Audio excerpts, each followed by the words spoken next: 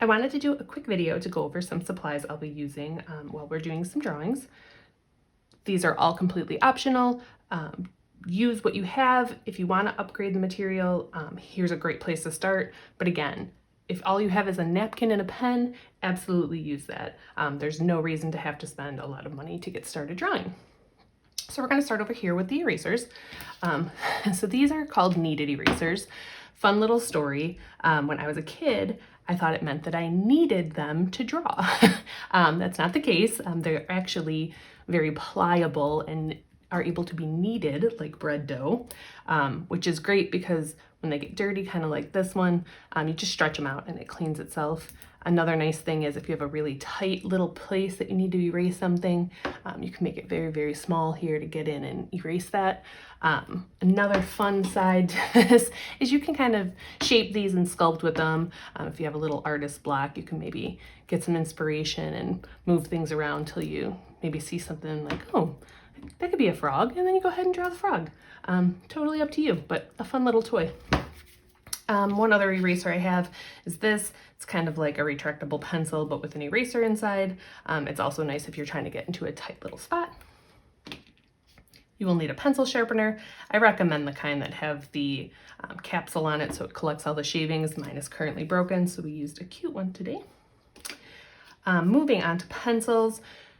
A mechanical pencil is great. You probably have this already. It's really great for fine details, but you can draw a lot with it. So this is a great place to start.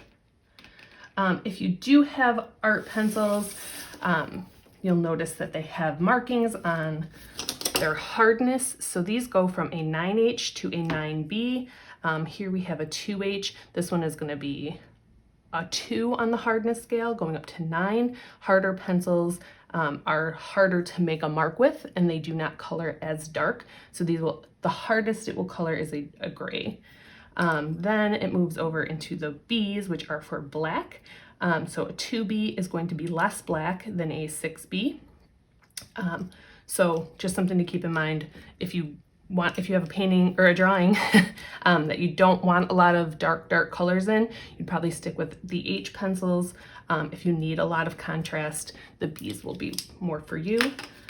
To show you, this is an ebony pencil. This I used to draw exclusively with just because it gets me the blackest blacks, and I really like that contrast. So something else.